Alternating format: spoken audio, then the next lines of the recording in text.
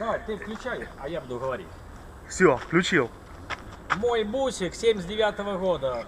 В ГАИ все зарегистрировал. Пойдемте мотор глянем.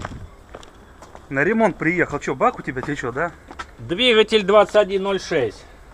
100 километров идет. Газ, бензин. От мотоцикла бак поставил пока. Сейчас менять буду на заводской. Так, это вот инструментик. Я палочки все сделал. Палочки набил, чтобы это не болталось все по этому. Это по кузову. Это моторный вот отсек. Палочки, все, у меня все лежит тут. Накрывашечки, ключики, домкратики. Вот такой моторный отсек у меня. Серег, доволен? Да. Это я как это под домашнюю обстановочку, это ламинатом вот обшил. Лампочка вот иногда горит, иногда нет. Вот лампочка. Домашняя обстановочка. Все, тут у меня ширма закрывается, если зимой холодно. Вот так вот. Вот мой ящик, сундук. Это я мотор закрываю. Вот так берешь. Раз. И закрыл его. Амортизаторы новые купил. Еле закрываю.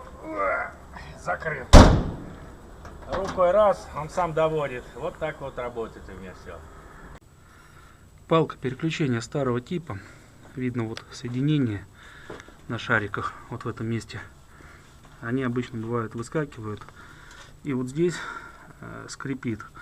При переключении в этом месте очень такой неприятный скрип постоянный. Помазать здесь из-за того, что стоит бак, не всегда удобно.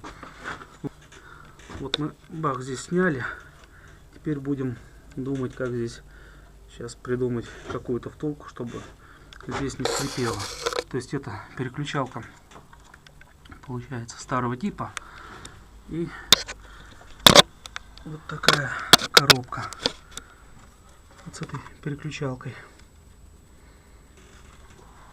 Так что дефект вот в этой втулке. Ну вот, решили сделать вот так. Алюминиевую втулку вставили, разрезанную сюда. Вот, чтобы она не выскакивала. Помажем ее, попробуем, будет скрипеть, не будет скрипеть. Ну, если что-то случится, теперь как бы бак у нас будет легко откручиваться. Можно будет ее тут поменять или второпластовый выточить. Но сейчас пока у нас такой возможности нет и времени. То есть вот такую алюминиевую оставим. Посмотрим, время покажет.